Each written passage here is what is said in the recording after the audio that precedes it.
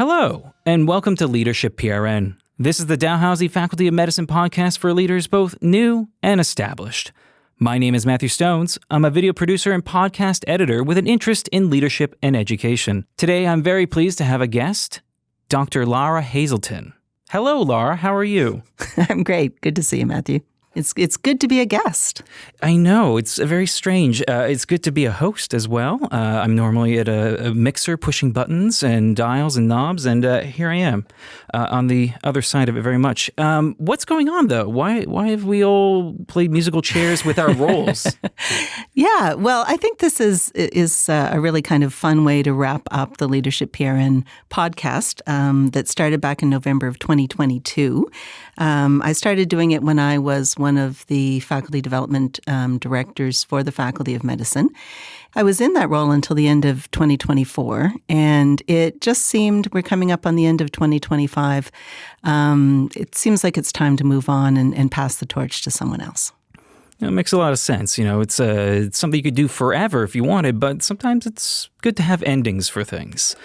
So I guess today we're going to have another episode of PRN, Leadership PRN, and we're going to talk to you and find out a little bit about why you wanted to do this project and maybe what you got out of it and maybe what the future has in store. If you could give us a little bit of background on yourself, Lara, that's something we do on the podcast here normally. What's your story? Well, thanks, Matthew. So if people have listened to the podcast before, they probably know that I'm a psychiatrist in my clinical practice. I finished my residency and started being a staff psychiatrist in the year 2000, so just over 25 years. Currently, my leadership role is with the Department of Psychiatry, where I'm the Director of Education for the Department of Psychiatry, which is a position I've been doing for a few years now and something I really enjoy. I get to work with people across the spectrum in terms of the faculty, get to work a bit with some of the learners, the staff. We have some residency training programs that are in our department, as well as the undergrad commitments, CPD, and so on. So I work with all of the directors within our department and sit on the department's executives. So that's actually a really engaging thing that I'm doing now in leadership. Over the years, I've also, the faculty development job, which I did for, I think it was 12 years. I did faculty development, so a long time. And then other roles in CPD and undergrad. So a lot of interest in medical education, education leadership, education scholarship. But of course, I also really enjoy my clinical practice. I work in community mental health, seeing adults for a variety of different mental health conditions and working on a really great interprofessional team at the Cobequid Community Health Center in Lower Sackville. So I guess that's a bit about me. And I've really enjoyed doing the podcast over the last few years.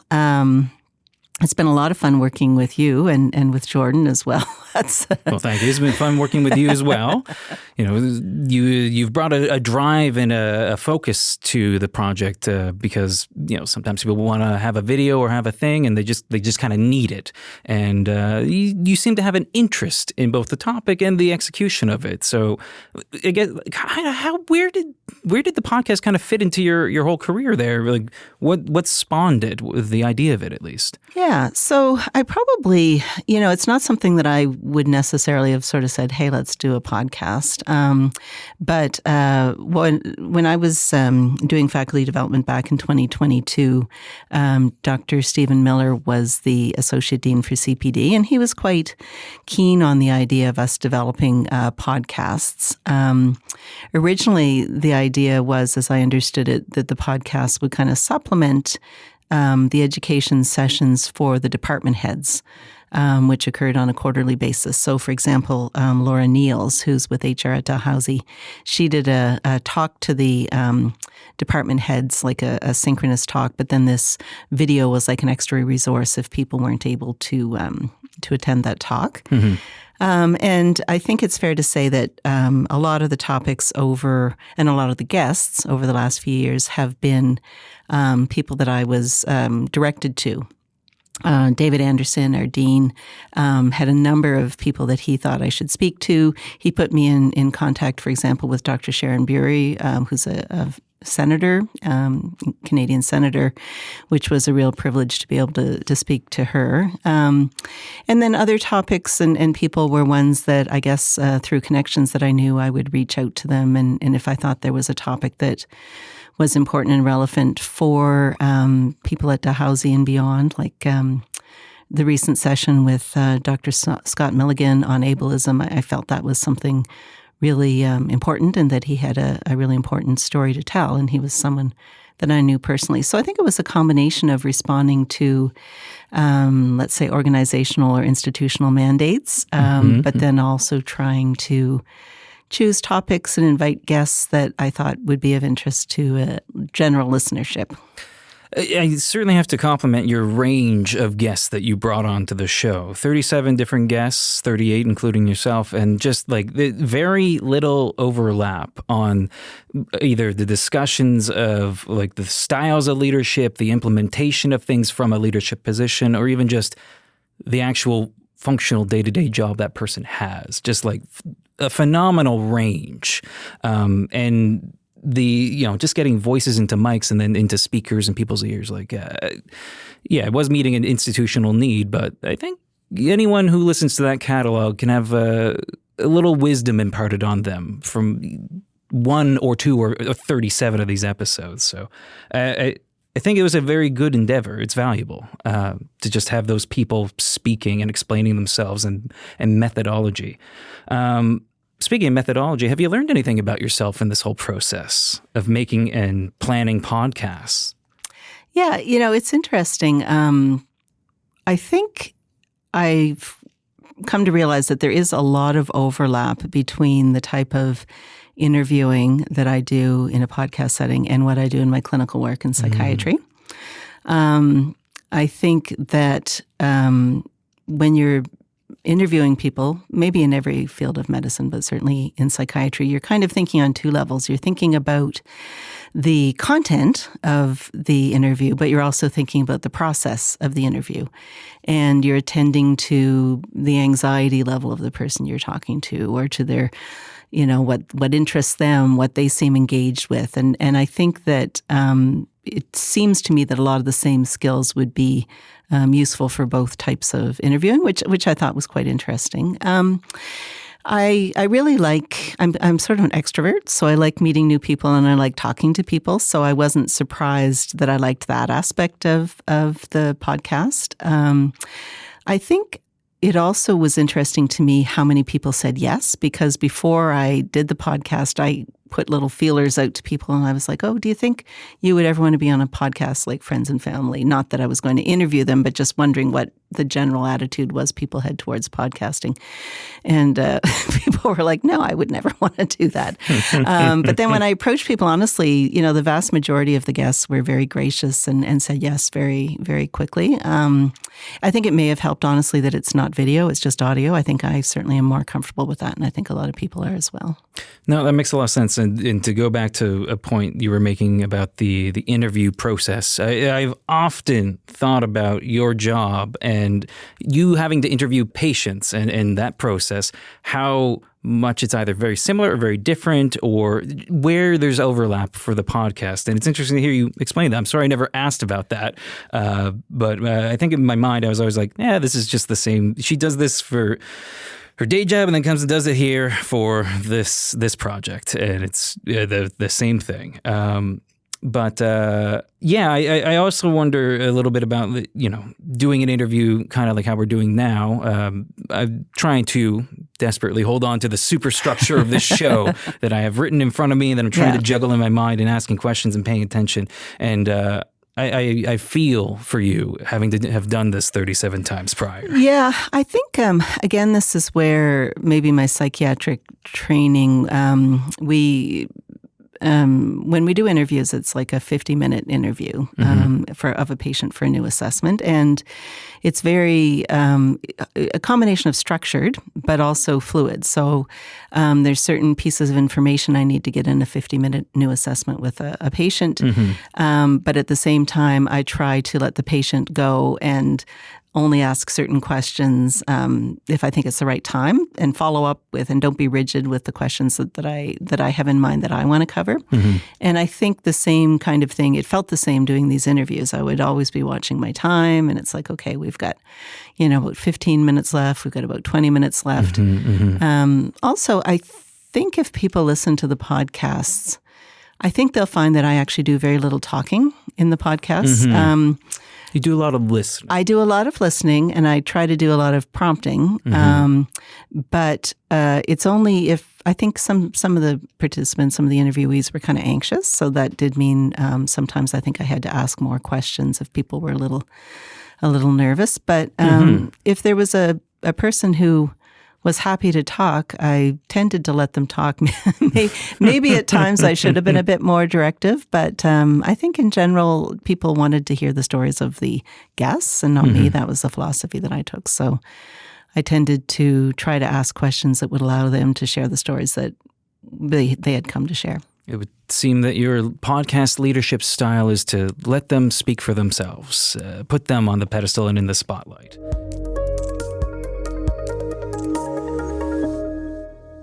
So you've done 37 episodes of this project. You've covered a lot of things. You've executed on a lot of ideas. Is there anything that you kind of wish we got around to? Is there something left lingering out there in the ether that was just not fulfilled that you want to just put out there in the world right now? Or what are your thoughts? Well, the first thing that comes to mind with that really is the fact that there were some people that I had made preliminary overtures to. And if any of them are listening to this episode, they may be wondering whatever happened to that. I made a little list of people that I had talked to at some point or another about being interviewed. And for one reason or another, it just never worked out. There's a few from back in 2023, and there's people that even I sent reminders or reached out to again this year. And for whatever reason, we didn't connect or we weren't able to get it booked. So I do feel kind of badly about that because I think that, I would have liked to have given the opportunity to those people because we had reached out. But if, one of the things that I think is possible is that faculty development may decide to continue the podcast in some form, and maybe some of those people could be interviewed, down the road in another setting by someone else. I'm just taking the sheet of names, folding it up, and putting it in my pocket because I'm sure I'm going to have to email some of these people later. Yeah, exactly. So that's probably the biggest thing that I wish had happened. One of the other things that I really tried to do with the podcast was to have a diversity of guests and diversity of voices. And in the end, there were 37 guests, and 19 of them were women, or women identifying, and 18 male, or male identifying. So, I did a pretty reasonable job of balancing genders between men and women. In terms of representation from, equity deserving groups or equity denied groups, probably about a quarter were from Black, Indigenous, people of color groups, or people like Scott who face ableism related to the fact that he uses a wheelchair. So I feel okay about that. I think I would have liked to try to have even a higher representation. I was kind of aiming originally for, 50% from underrepresented groups other than women. But I think that part of the challenge too was also there is that institutional imperative, and a lot of the guests were people that, for better or worse, a lot of our leaders in the medical school are white, are males. And if you look at the guests, I think many of the guests who were women were actually experts on leadership rather than leaders themselves. So again, right. I think that's a reflection of the fact that despite the strides that have been made, I think a lot of our leaders are still men and still white men. So you have a stat sheet in front of you here right now, or in front of me as well. Just wondering if there's anything on here before I move on, any other stats that you wanted to call out or notable things or trends you observed? I mean, the one that I was deliberately tracking right from the beginning was gender and, EDIA principles. So I think that I think that was what I was mostly tracking. There are other things that I think for a while I was tracking whether the leaders were, internal, external. It is a mixture of experts in leadership. So I'll give an example. Someone like Anurag Saxena. I mean, he has also been a formal leader, but he spoke to us about leadership research. Yeah. Yeah. Or someone like Jacqueline Torty, for example. She spoke on character-based leadership, and she's a PhD researcher who researches leadership, but she's not sort of a leader herself as much, I would say, compared with someone like, let's say, David Anderson, who obviously is a senior leader in our institution, but his scholarly work, I think, is mostly in his clinical area, which is hematology, I believe. So that's just one of the other things that I would say about the guest list is there was I enjoyed it, a real mix of people who were leadership experts and those who were sort of had the lived experience of being a senior leader. I think it was interesting for me to hear the term leadership research for the first time. I guess it's not surprising to me, but as a non-academic, like I'm not a doctor or a researcher, but the idea of leadership being, broken down and studied or whatever happens in leadership research was fascinating to discover and have a whole episode recorded about. So great job introducing probably more than just me to the concept of leadership research and therefore making the show more than the way I boss people around is X, Y, and Z. Not that that's what leadership is, but anyway. Respecting time, I think we're past the halfway point perhaps right now. I want to hit you with a couple more questions here. What's something you really enjoyed about the podcast? Like, we got our stats and we have the particular guests, but what's something about the act of making the podcast that you enjoyed? Yeah. Well, I would say that the act of actually recording the podcasts has always been very enjoyable. I love working with you guys here at MedIT. And I always do really enjoy talking with people about their experiences of leadership or their perspectives on leadership. So definitely the most enjoyable part has been talking to the guests. And I'm going to say I knew probably maybe 3/4 of the guests somehow, because a lot of them are Dalhousie people, so I'd worked with them and so on. Even a few of the people that weren't, for example, Donna Darrell, who was a nurse practitioner who talked about overcoming barriers of racism. She's somebody that I knew personally. So there were quite a few like that. And I always enjoyed that, talking with someone I knew, but it was also fun meeting some of the guests who were people I didn't know at all, like Senator Bury, or meeting some of the people that I knew a bit, like recently Katrina Hurley.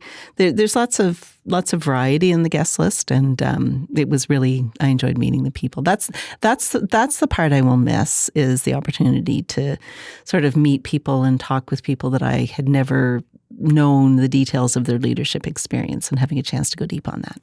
If nothing else, a podcast is good for, shrugging off the worry of asking people too many questions about their background. And it's like, this artifice right here means we can just get your whole history. No big deal.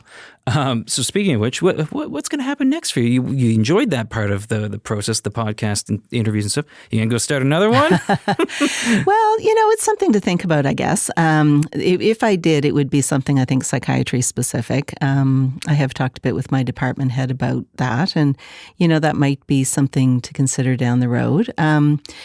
I think probably, take a break for a little while for sure. I'm excited to see what the Faculty of Medicine does with faculty development, podcasting in future. I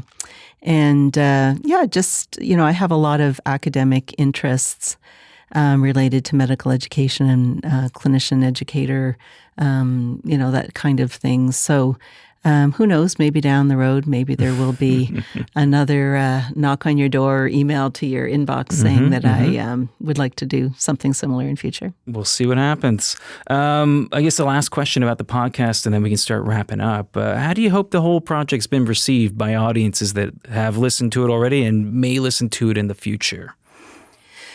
So, I've really appreciated, there have been some people who've told me that they listen to the podcast or have heard an episode or even listened to it regularly.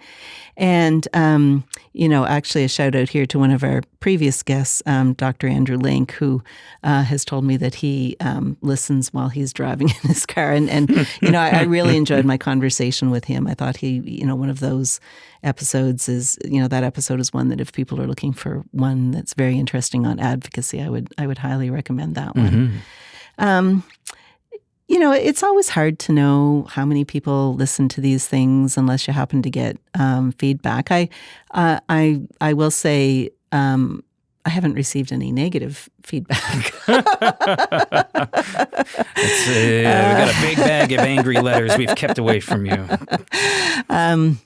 But no, it's a little hard to know, honestly. So I think that, if people are going to, if the medical school is going to do another podcast like this, it would be good if people have thoughts about how this went to contact faculty development so that they can share suggestions on how this could be, improved and innovated in the next iteration. And that email would be facdev@dal.ca. It would, Matthew. Facdev@dal.ca. Send them your thoughts, opinions, and notes. Only nice and constructive ones, though.